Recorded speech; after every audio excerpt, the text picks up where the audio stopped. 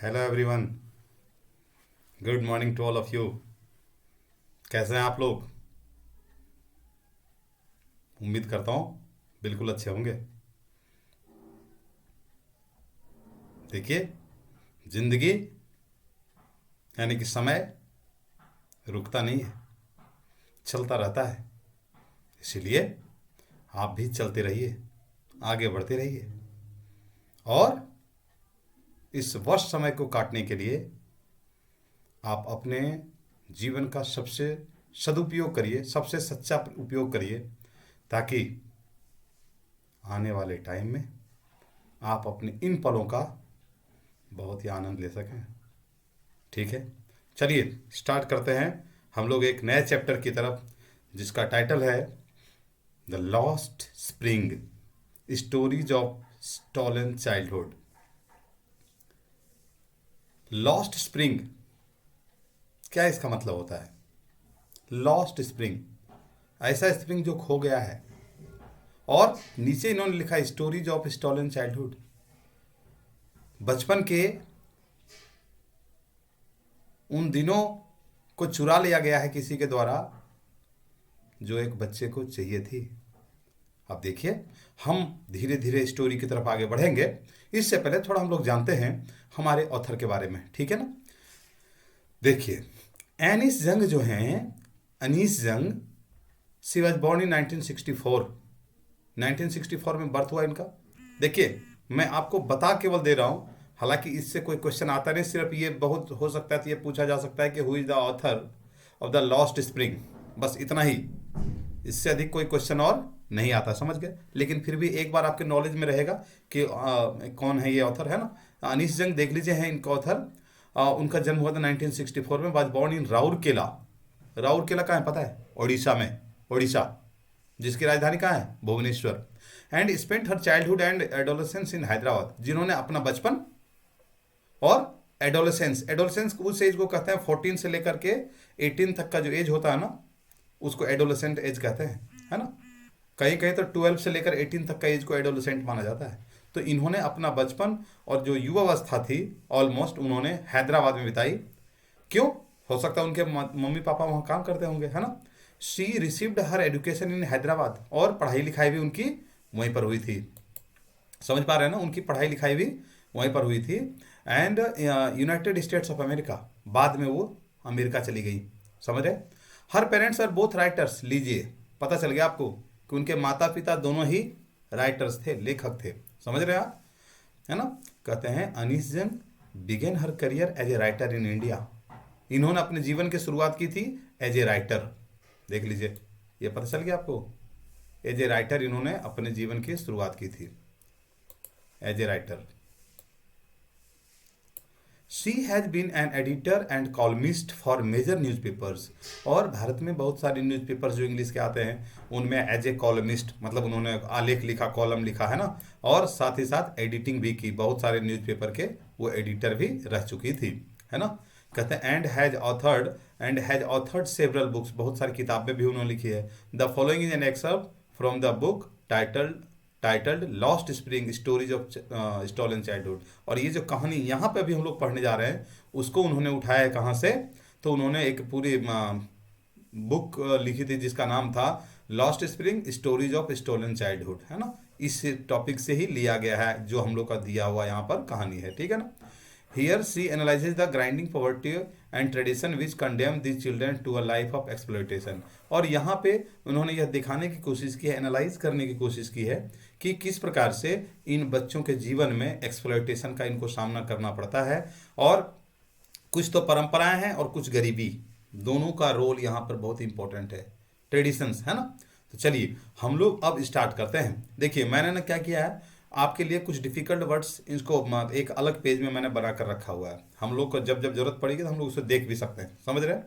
चलिए स्टार्ट करिए। देखिए, ये एक लाइन है, लिखा हुआ, क्या लिखा हुआ देखिए, इसको लाइन लिखा हुआ है कि समटाइम्स आई,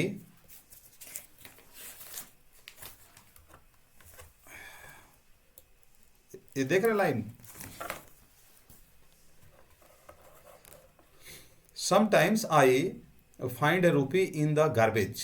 कभी कभी मुझे 1 रुपया मिल जाता है गार्बेज। गार्बेज समझते हैं? कूड़े का ढेर समझते हैं? गार्बेज समझ रहे हैं? कूड़े का ढेर।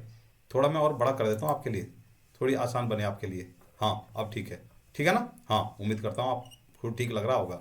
तो गार्बेज का मतलब होता है कूड़े का ढेर में। अब यहाँ पे स्टार्ट होता है why do you do this. अब ये लाइन किन के हैं? अब देखिए जो अनीस जंग है उनका सामना हुआ। आई ask Saheb whom I encounter every morning scrounging for gold in the garbage dumps of my neighbourhood. और ऑथर जो हैं अनीस जंग जो हैं वो कहते हैं कि why do you do this, तुम ये क्यों करते हो, ऐसा क्यों करते हो? आई ask Saheb whom I encounter. Author कहती हैं कि मैंने साहेब से पूछा। अब साहेब कौन है? साहेब है एक लड़का, है ना? ये देखिए कैरेक्टर आपको पता चल गया, साहेब।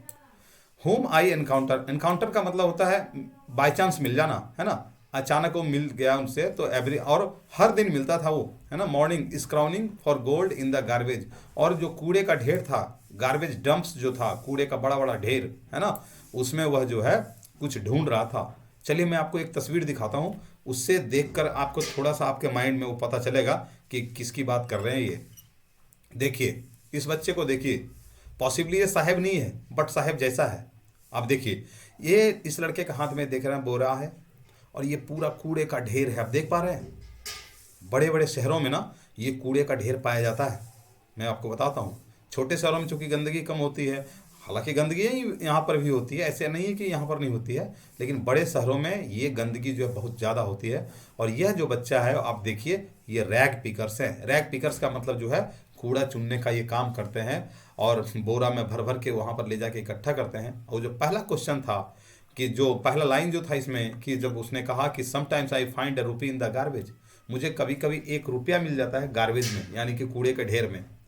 समझ रहे मेरी बात को? समझ पा रहे हैं? यस। देखिए मुझे उम्मीद है आप अच्छे से समझ रहे होंगे। अच्छा एक बात और मैं कहता हूँ, अगर आपको वीडियो पसंद आता है तो लाइक का बटन जरूर दबाइए। क्या प्रॉब्लम है? अगर आपको कुछ कमी लग रही है तो मुझे बताइए कि सर ये मुझे कुछ कुछ कमी लग, कमेंट करके मुझे बताइए। ठीक है, चलिए आगे बढ़िए। सो अब देखिए यहाँ से आपने देख लिया कूड़े का ढेर, वो वहीं पर काम करता है। और वो जो है ऑथर जो है यानी कि एनिस जंग, उनसे पूछा कि भाई तुम ऐसा क्यों करते हो, तो उसने जवाब क्या दिया। सो देखिए कहते हैं, अब ये तो बता नहीं रहे अभी फिलहाल जवाब, है ना? वो कहते हैं कि पड़ोस में उनका एक कूड़े का ढेर है, उनके पड़ोस में, वहीं पर वो लड़का जो है रोज ये काम करता है वहां जाकर, है ना? और उसने यही रिप्लाई दिया था जब इसने क्वेश्चन पूछा। इस क्वेश्चन का जवाब ये वाला है, sometimes I found a rupee in the garbage. उस गार्बेज में मुझे कभी कभी 1 रुपया मिल जाता है, इसलिए मैं ये काम करता हूँ। Saheb left his home long ago, और साहेब जो है अपना घर बहुत पहले छोड़ चुका है। Set amidst the green fields of आमा, ढाका। ढाका ये क्या है? बांग्लादेश का नाम सुना आपने? यस, बांग्लादेश अपना पड़ोसी देश, उसकी राजधानी ढाका है ना? तो कहता है कि यह जो बच्चा है ये ढाका से आया हुआ है यहाँ, और वो ग्रीन फील्ड्स, वहाँ उनकी ग्रीन वादियाँ थी। ग्रीन वादियाँ मतलब समझते हैं ना, पूरी हरियाली के बीच में उसका घर हुआ करता था, है ना? His home is not even a distant memory, अब तो उसे अपने घर के याद भी नहीं है। There were many storms that swept away their fields and homes, बहुत सारा तूफान आता रहा, और उनके घरों को, उनको खेतों को न जाने कब समंदर में मिला गया, या उनके घर को पूरी तरह से डिस्ट्रॉय कर दिया, पता नहीं चल पाया, है ना? तो कहते हैं swept away their fields and homes, his mother tells him, और यह उसकी माँ बताती है उसे, है ना? कहते हैं that's why they left looking for gold in the big city where he now lives. That's why, इसी कारण, इसीलिए, दे लेफ्ट, वो छोड़ के, looking for gold in the big city, वो बड़े शहरों में गोल्ड की तलाश में। अब यहाँ गोल्ड का मतलब क्या हो सकता है, आप स्टोरी आगे जानेंगे तो पता चल जाएगा आपको। वेयर ही नाउ लिव्स, जहाँ वो आजकल रहता है। देखिए आपने सुना होगा, एक कहावत है अपने यहाँ, दूर का ढोल सुहावना लगता है। मतलब क्या? क्या बता रही, वो तो बड़े शहरों में रहता है, ऐसे रहता होगा, वैसे रहता होगा, ऐसे वो, है ना? बहुत सारी चीज़ें आती है ख्याल। लेकिन जब रियलिटी से सामना होता है, when you encounter with the reality, तब आपको पता चलता है मैं जहाँ पर था वहीं पर ठीक था, है ना? तो यहाँ पर जो है, अब ये गोल्ड का मतलब भोजन से है। अब आगे बढ़िएगा तो पता चलेगा। देखिए नेक्स्ट पैरा को देखिए, I have nothing else to do, मेरे पास कुछ करने के लिए भी नहीं है। ही मटर्स, मटर्स का मतलब होता है बुदबुदाना। अब जो ऑथर ने उस बच्चे को जवाब दिया था, क्वेश्चन पूछा था कि तुम ऐसा क्यों करते हो। उसका एक जवाब देखिए यहाँ पर दिया, I have nothing else to do, मेरे पास करने के लिए और कुछ है भी नहीं, तो मैं क्या करूँ, है ना। लुकिंग, अब इधर उधर देखते, गो टू स्कूल आई से ग्लिवली, और तब ऑथर ने कह दिया कि गो टू स्कूल, स्कूल जाओ। आई से ग्लिवली, ग्लिवली का मतलब विदाउट विदाउट थिंकिंग मच, बिना सोचे समझे उन्होंने कह दिया कि भाई स्कूल जाओ। रियलाइजिंग इमिडिएटली, और तब अचानक उन्हें ऐसा एहसास होता है, how hollow the advice must sound, ये कितना मतलब बेकार मैंने एडवाइस दे दिया। हॉलो का मतलब यहाँ पर क्या होता है, हॉलो का मतलब वैसे तो खोखला होता है, यहाँ पर होता है सिंसियर, नॉट सिंसियरली कहना, है ना। कि ऑथर ने तो कह दिया कि स्कूल जाओ, अब ऑथर को ये पता नहीं है कि उसकी क्या परिस्थिति है, आप समझ रहे हैं। देखिए, there is no school in my neighbourhood, हमारे नेबरहुड में कोई भी स्कूल नहीं है। वेन दे बिल्ड वन, जब कोई एक बनाएंगे, आई विल गो, जब कोई भी स्कूल को बनाएगा तो मैं जाऊंगा। ऐसा किसने कहा, साहब ने कहा, ठीक है ना। किसने कहा, साहब ने कहा। चलिए अब मैं जरा इसको मिटा देता हूँ, ये देखिए साफ कर देता हूँ, आपको अच्छा लगेगा, लग रहा है अच्छा, उम्मीद करता हूँ आपको अच्छा लग रहा है। चलिए आगे देखते हैं।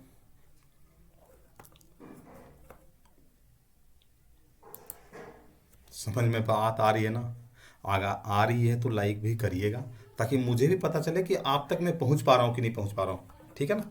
चलिए आगे देखते हैं। हम्म चलिए देखते हैं आगे।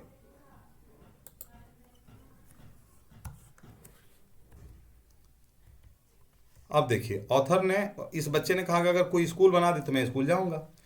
If I start A school will you come. अब देखिए, यहाँ पे एक बड़ा बढ़िया सवाल ऑथर ने पूछ लिया उस बच्चे से।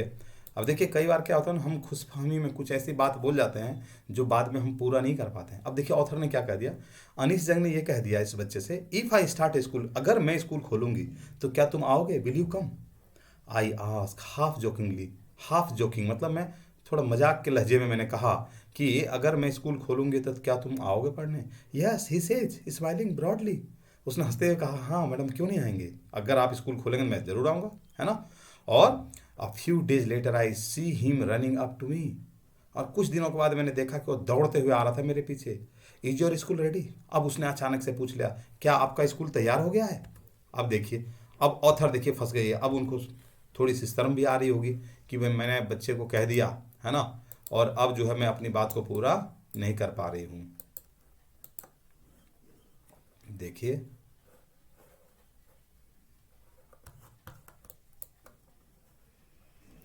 हाँ ऑथर ने क्या कहा, it takes longer to build a school, एक स्कूल बनाने में समय लगता है। आई से, मैंने कहा, ऑथर कह रही है, कह रही एक स्कूल बनाने में समय लगता है ना। Embarrassed eight having made a promise, अब मुझे अपने आप पे शर्म आई कि मैंने उससे प्रॉमिस कर लिया कि मैं स्कूल बनाऊंगी तो तुम आओगे, मैंने पूछ लिया उससे। अब उसी के एवज में उस बच्चे ने ये प्रश्न पूछ लिया कि क्या आपका स्कूल रेडी हो गया है। अब उसे जो है एहसास हुआ अपने भूल का कि मुझे ऐसा नहीं कहना चाहिए था। That was not meant, but promises like mine abound in every corner of his bleak world. लेकिन प्रोमिसेस जो है ना, उससे दुनिया भर के लोगों ने किया होगा। और आपने देखा होगा जब चुनावों का माहौल आता है, मौसम आता है, तो नेता लोग क्या करते हैं, हमारे पॉलिटिशियन ये बना देंगे, यह करा देंगे, वह करा देंगे, दिस करा देंगे, दैट करा देंगे। 5 साल के बाद जब मिलेंगे, है ना। अब देखिए यहाँ पे मुझे एक छोटा सा गाना याद आ गया, जब इलेक्शन के लिए वो जाते हैं ना प्रचार में, तब गाना गाएंगे, कसमें वादे निभाएंगे हम, ये पूरा आपको प्रॉमिस करेंगे, ये कर देंगे, वो कर देंगे। और जब जीत जाएंगे और तब फिर वो गाना गाएंगे, वो बदल जाता है उनका सुर। क्या कहते हैं पता है, कसमें वादे प्यार वफा सब बातें हैं बातों का क्या। समझ रहे मेरी बात को आप, मुझे बिल्कुल पक्का यकीन है कि आप बिल्कुल समझ रहे होंगे। तो देखिए अभी जो है ये कहते हैं कि it takes longer to build a school, I embarrassed at having. देखिए यहाँ से आगे बढ़िए, कहते हैं कि उसकी उस दुनिया में, ब्लीक वर्ल्ड का मतलब होता है ऐसी दुनिया जहाँ पे आशा का कोई किरण ना नजर आ रहा हो। आप समझ रहे हैं बात को, आशा की कोई किरण नजर नहीं आना को ब्लीक वर्ल्ड कहते हैं, है ना। कहते हैं after months of knowing him, और महीनों जानने के बाद, I ask him his name, और जब बहुत दिनों से जान पहचान हो गई तो suddenly I ask him his name, मैंने उससे बच्चे से उसका नाम पूछा, साहिब आलम। अब उस बच्चे ने अपना नाम बता दिया। अब देखिए क्या नाम बताया, साहिब आलम। साहिब आलम, उस बच्चे का नाम, पूरा नाम क्या आया, साहिब आलम। ही अनाउंसेस, उसने कहा कि मेरा नाम साहिब आलम है। ही डजंट नो, और मुझे यकीन है कि उसे अपने नाम का मतलब पता नहीं होगा। क्या, आई आस्क, कहते हैं he does not know what is means, Sahib Alam का मतलब क्या होता है। If he knew its meaning, अगर उसे अपने नाम का मतलब पता होता कि उसके नाम का मतलब होता है लॉर्ड ऑफ द यूनिवर्स। देख लीजिए, साहिब आलम का मतलब क्या होता है, साहिब आलम का मतलब होता है लॉर्ड ऑफ द यूनिवर्स। ये देख लीजिए, लॉर्ड ऑफ द, साहेब आलम का मतलब लॉर्ड ऑफ द यूनिवर्स, यानी कि दुनिया के मालिक। ही वुड टेल, देखिए ऑथर कहते हैं, he would have a hard times believing it, तो उसे यकीन भी नहीं होता कि मेरे नाम का मतलब होता है दुनिया के मालिक, है ना। Unaware of what his name represent, इस बात से अनभिज्ञ रहते हुए कि उसके नाम का मतलब क्या है। ही रोम्स द स्ट्रीट, वो गलियों में घूमता रहता है with his friends, an army of barefoot boys, नंगे पैर दौड़ने वाले का एक झुंड जो दौड़ता रहता है गलियों में, सड़कों पर इधर उधर। Who appear like the morning birds, जो कि मॉर्निंग बर्ड्स की तरह अपियर्स होते हैं, एंड डिसअपियर एट नून, और दोपहर में ऐसा लगता है कि गायब हो जाते हैं। Over the months I have come to recognise each of them, और एक महीने के अंदर, एक महीने 15 डेढ़ महीने के अंदर अंदर मैं सबको पहचान गई, ऐसा ऑथर कहती हैं। अगले पैरा को देखिए, अगले पैरा में क्या मेंशन किया है, why aren't you wearing chappals. अब एक क्वेश्चन ऑथर ने पूछ लिया कि भाई आप लोग चप्पल क्यों नहीं पहनते। आई आस्क वन, मैंने एक से पूछा। अब उनका तो चूंकि ग्रुप था, उन साहेब आलम के साहब साहब जो है उसके दोस्तों का एक पूरा झुंड था, उसमें से ऑथर ने एक से पूछ लिया, भाई बताओ तुम लोग जो है चप्पल क्यों नहीं पहनते हो, है ना। तो वो क्या कहता है, सो देखिए जवाब दीजिए। My mother did not bring them from the self, मेरी माँ जो है ना वो उससे निकालती ही नहीं है सेल्फ से, मतलब आप समझ जाइए। अब उनके मतलब, बात के मतलब को समझिए आप क्या वो कहना चाहते हैं, है ना। कहते हैं कि मेरी माँ जो है उसे निकालती ही नहीं है सेल्फ से।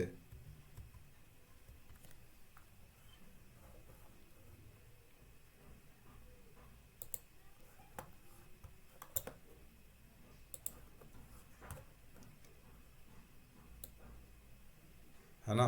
अब जो है कहता है कि मेरी माँ तो उसे निकालती ही नहीं है। एक बंदे ने, एक बच्चे ने बड़ा आराम से जवाब दे दिया, even if she did he will throw them off एट्स अनदर, और अगर उसने, उसकी मम्मी ने अगर उसे दे भी दिया होता तो उसे फेंक देता, है ना। एट्स another who is wearing shoes that do not match, और उस बंदे ने जिसने जवाब दिया, उस बच्चे के पैर में जो जूते थे ना वो दोनों दो रंग के थे, दोनों दो कलर के थे, समझ रहे, मैच नहीं कर रहे थे। When I comment on it, और जब मैंने इसके बारे में उससे पूछा, he shuffles his feet and says nothing, उसने अपना पैर लज्जा से, शर्म से छुपा लिया और कुछ कहा नहीं उसने, है ना। आई वॉन्ट शूज, उसने कहा मैं ना जूते चाहता हूँ, I want shoes, I want shoes, ये देखिए, है ना। क्या कहा उसने, मुझे जूते चाहिए, मैं जूते चाहता हूँ। Says third boy who has never owned pair of his life, और तीसरे बच्चे ने फिर कहा कि मैं ना एक चप्पल चाहता हूँ जिसने अपने पूरे जीवन में कभी एक पेयर नहीं देखी थी, है ना, चप्पल या जूते की।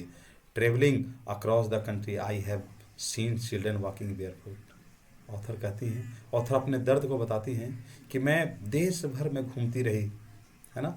मैंने देखा, हर जगह मैंने देखा, शहर हो, गांव हो, नगर हो, हर जगह मैंने देखा कि बच्चे नंगे पैर घूमते हैं, है ना। कहते हैं बेयर फुट का मतलब होता है नंगे पाँव घूमना, समझ रहे हैं ना आप। In cities on village roads it is not lack of money, कहता है कि ये पैसे की कमी नहीं थी, but a tradition to stay barefoot, बल्कि नंगे पांव रहने की एक परंपरा थी। इज वन एक्सप्लेनेशन, और एक तथ्य तो इसमें यह भी दिया जाता है कि पैसे की बात नहीं है, खाली पैर रहना एक मतलब हमारा परंपरा, हमारी परंपरा है। I wonder if this is only an excuse, अब मैं सोचती हूँ कि क्या ये सिर्फ एक बहाना है, यह बात कहने का। Away a perpetual state of poverty, perpetual का मतलब माय डियर कंटिन्यूस होता है, कि गरीबी को छुपाने के लिए कंटिन्यूसली एक प्रकार का बहाना है। समझ रहे बात को, ऑथर क्या कहना चाहती हैं कि जो इस प्रकार के एक्सप्लेनेशन देते हैं कि हमारी परंपरा है, ये है वो है, कहीं गरीबी छुपाने का एक बहाना तो नहीं है? हो सकता है, बिल्कुल हो सकता है, आप सोचिएगा इस बात में। आगे देखिए, I remember a story of man from Udupi once. Author कहती हैं कि मुझे ना एक कहानी याद है उडीपी के एक बंदे का। क्या कहानी है? वो कहते हैं,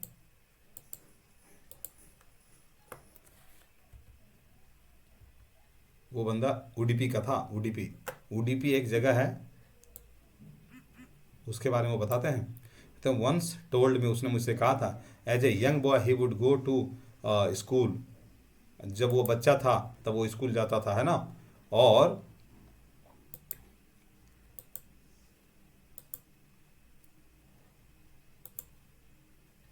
चलिए देखिए,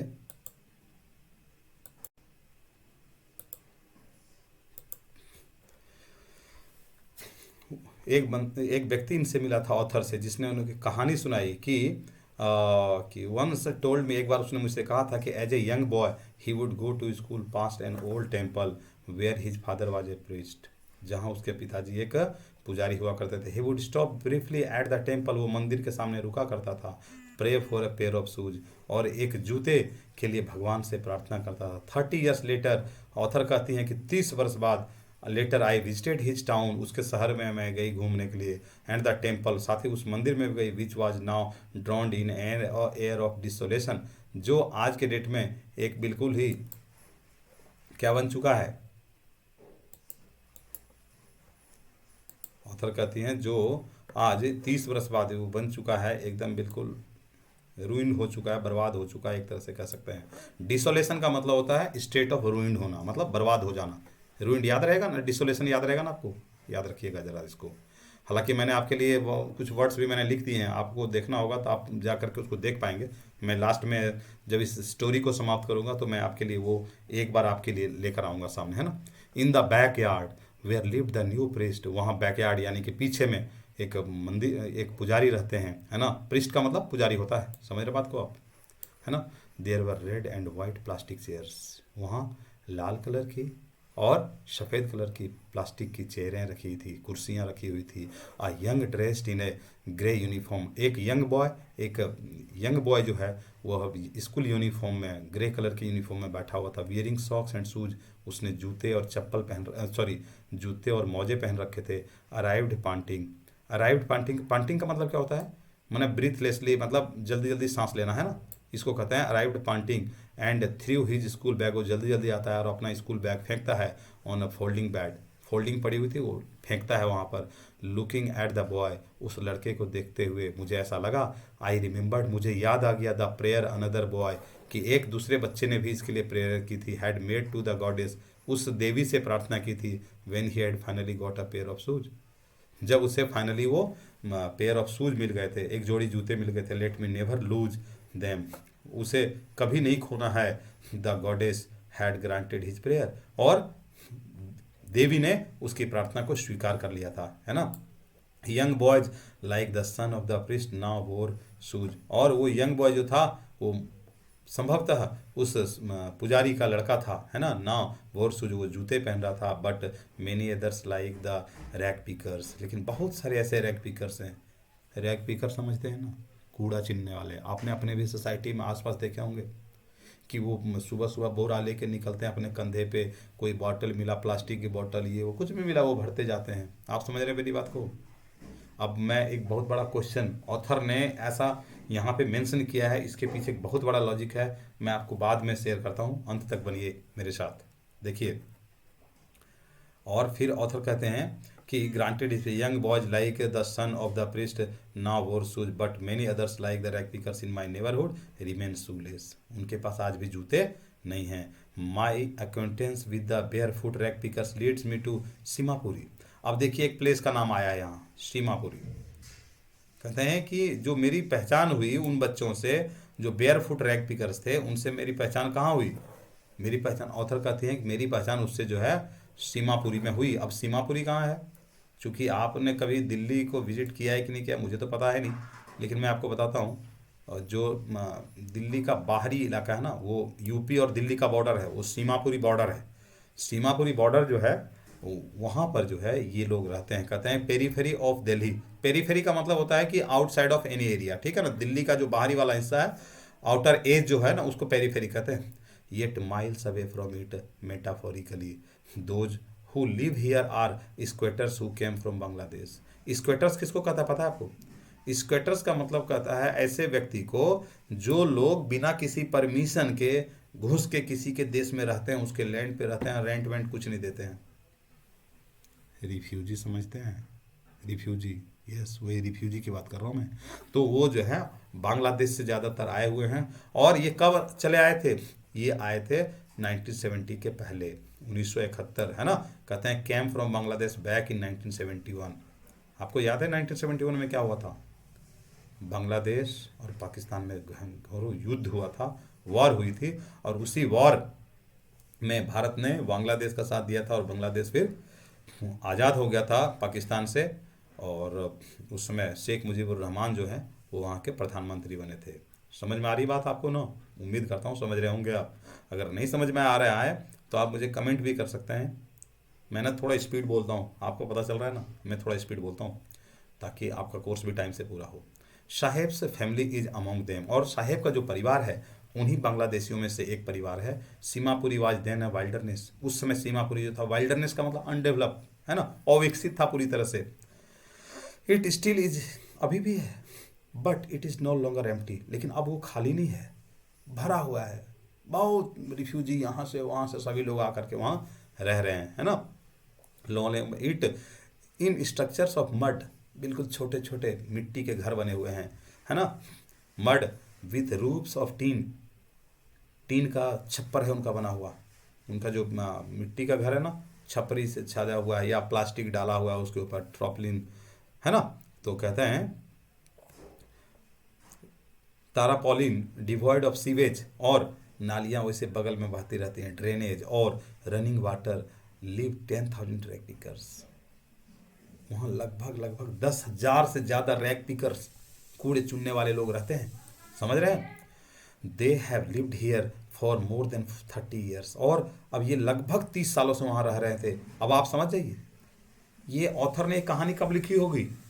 ये आप समझ जाइए कि ये 1980, 75, 80 के आसपास उन्होंने लिखा होगा, 1975, 80 के आसपास। तब वो 30 साल का अंदाजा लगा रहा है। आज हम लोग 2022 में पहुंचे हुए हैं, यानी कि इस कहानी को लिखे हुए लगभग जो है आप लगा लीजिए करीब करीब 40-45 साल हो चुका है ना, जैसा ऑथर कह रही है यहाँ पर, है ना।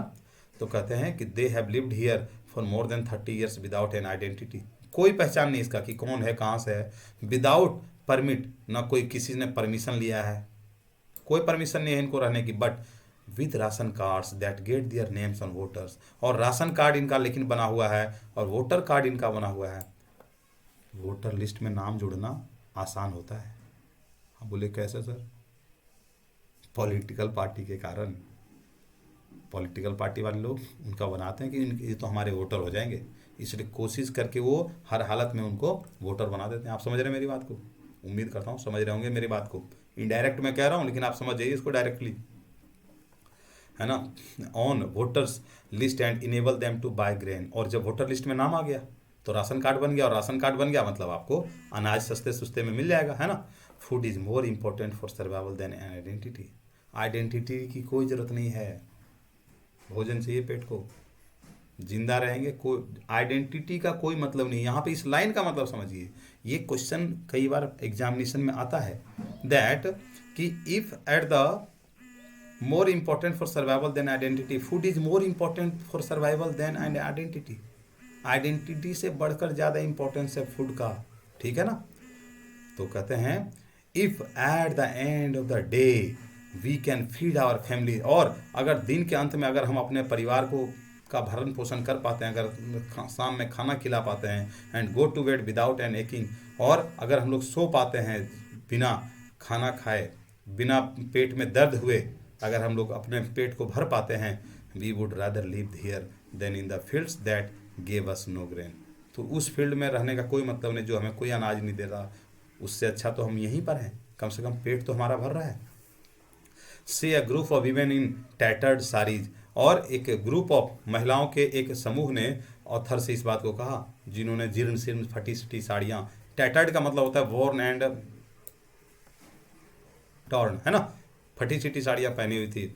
वेन आई आस्क देम, जब मैंने उनसे पूछा, why they left their beautiful land of green fields and rivers, जब ऑथर कहते हैं जब मैंने उनसे ये पूछा कि आप अपने इतने हरे भरे गाँवों को छोड़ करके क्यों आ गए, तब उनका ये जवाब था कि जहाँ पे हमारा अनाज का एक दाना नहीं होगा वहाँ रह के क्या, इससे अच्छा तो यही है, कम से कम पेट तो भर रहा है। सो फिर आप देखिए, कहते हैं ऑथर कहती हैं कि वेन दे फाइंड फूड, और जब उनको भोजन मिल रहा है, they pitch their tents at that transit homes, और फिर वो क्या करते हैं, जहाँ उनको भोजन मिल रहा है वो अपने तंबू, टेंट का मतलब होता है तंबू, तंबू समझते हैं, not a permanent house, temporary, चारों तरफ से बांस वांस लगा करके और तिरपाल उन्होंने लगा दिया और तंबू हो गया, है ना। कहते हैं ट्रांजिट होम भी उसको कहते हैं, रिफ्यूजी के लिए, मतलब जो रिफ्यूजी लोग होते हैं उनके लिए जो घर बनाया जाता है ना उसको ट्रांजिट होम कहते हैं, समझ पा रहे हैं। तो कहते हैं कि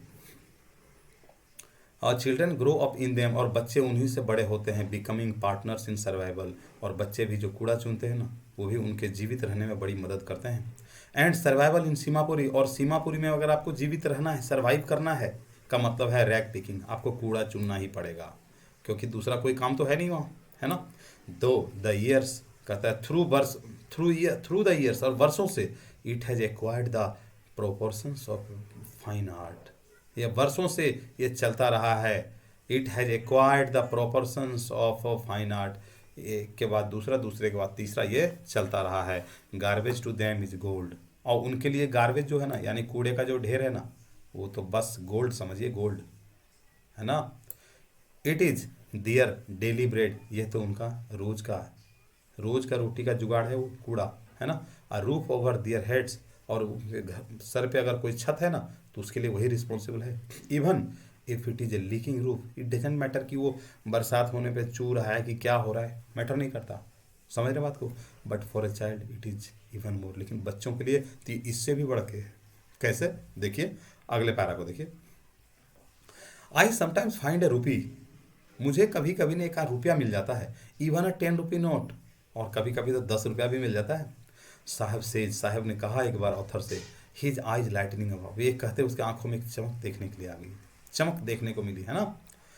when you can find a silver coin in heap of garbage, और जब उस कूड़े के ढेर में, हीप ऑफ गार्बेज का मतलब होता है कूड़े के ढेर में, आपको सिल्वर कॉइन भी मिल सकता है, यू डोंट स्टॉप स्क्रॉनिंग, तो आप खोजने से क्यों रुकेंगे।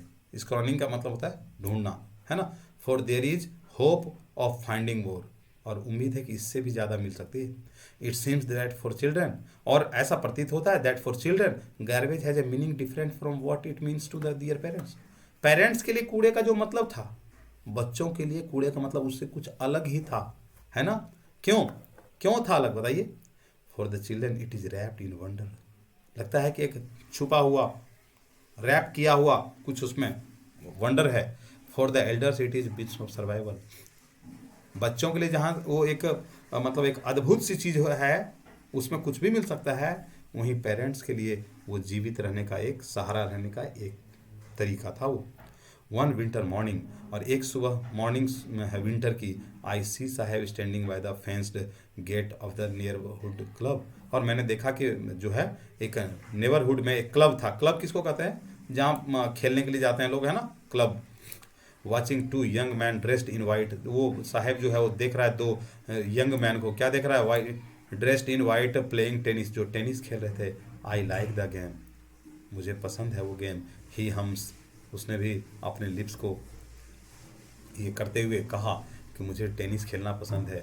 Content to watch it standing behind the fence, और वह जो है बाहर से देखते हुए इस बात को उसे संतोष हो रहा था। I go inside when no one is around, मैं अंदर जाऊंगा जब वहाँ अंदर कोई नहीं मिलेगा। ही एडमिट्स, उसने कहा। The gate keeper lets me use the swing, और जो गेट कीपर है ना, समझ रहे, गेट कीपर यानी जो गार्ड हैं, वो मुझे झूला झूलने देगा, है ना। Saheb too is wearing tennis shoes that look strange over his discoloured shirt and shorts, और साहेब ने जो शर्ट पहने थे और जो शॉर्ट्स पहने हुए थे ना, बिल्कुल डिसकलर थे। जूते तो उसका कोई मैच ही नहीं था, स्ट्रेंज लग रहा था, आज गजब का लग रहा था देखने में, कोई मेल ही नहीं था।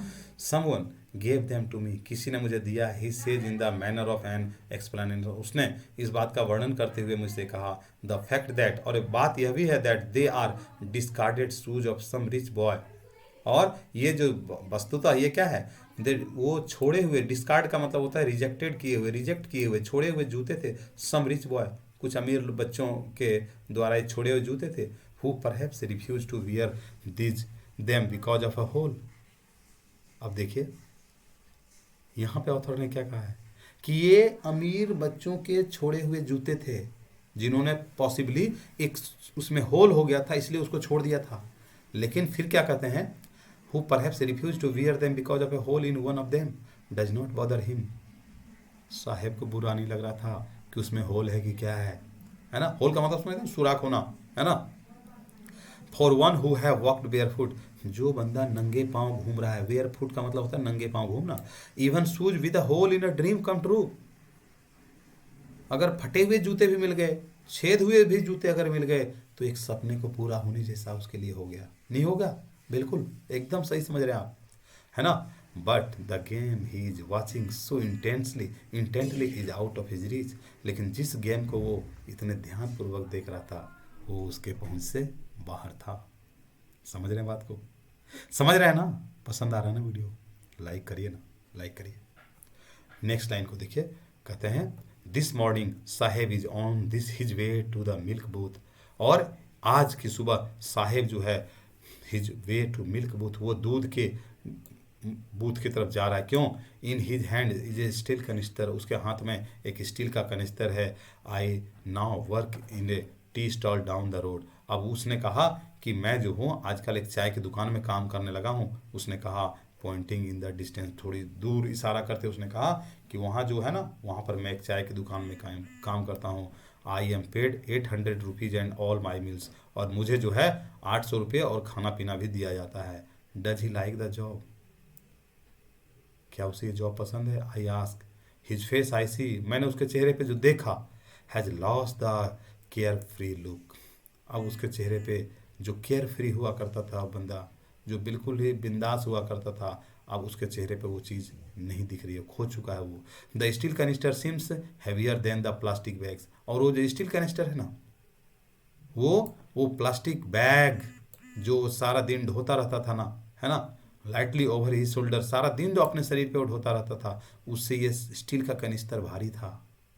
समझ रहे हैं क्यों भारी था, बताइए, क्योंकि अब वो किसी के अंडर काम कर रहा है, he is not even now his own master, अब वो अपना मालिक खुद नहीं रहा, अब उसका मालिक कोई और हो गया जो उसे पैसे देता है।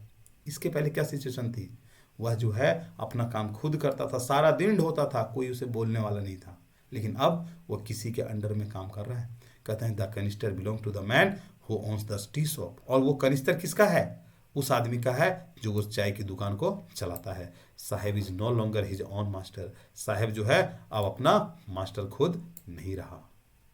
समझ रहे हैं, पार्ट 1 अब बच्चों आपका यही समाप्त होता है। अब मैं चलूंगा पार्ट 2 में, लेकिन इससे पहले कि मैं आगे बढ़ूं, मैं आपको दिखा देता हूं कुछ वर्ड्स मीनिंग, वो मैंने आपके लिए तैयार किए, देख लीजिए, इसको आप पलट कर या स्टार्टिंग में ही लिख लीजिएगा, है ना। एनकाउंटर का मतलब meet by chance, scrounging means searching for something in hazardous situation, मतलब बहुत बुरी परिस्थिति में किसी चीज़ को ढूंढना। एमिस्ट का मतलब इन द मिडिल, मटर्स का मतलब ग्रम्बल्स, ग्लिबलिंग without showing much the thought, है ना। हॉलो का मतलब नॉट सिंसियर, अबाउंड का मतलब exist in the great numbers. देख रहे हैं, एक एक करके सबका मीनिंग मैंने यहाँ पर लिख दिया है। मेरे प्यारे बच्चों, आप इसको नोट डाउन करिएगा, आपको कहानी पढ़ने में बहुत ही अच्छा लगेगा, आप समझ भी जाएंगे आसानी से, और मुझे उम्मीद है कि आपको वीडियो पसंद आया होगा। आया है ना, आया है ना, लाइक करिए ना, सब्सक्राइब करिए, शेयर करिए अपने दोस्तों से, है ना। चलिए मैं अगले वीडियो में मिलता हूँ, तब तक के लिए जय हिंद।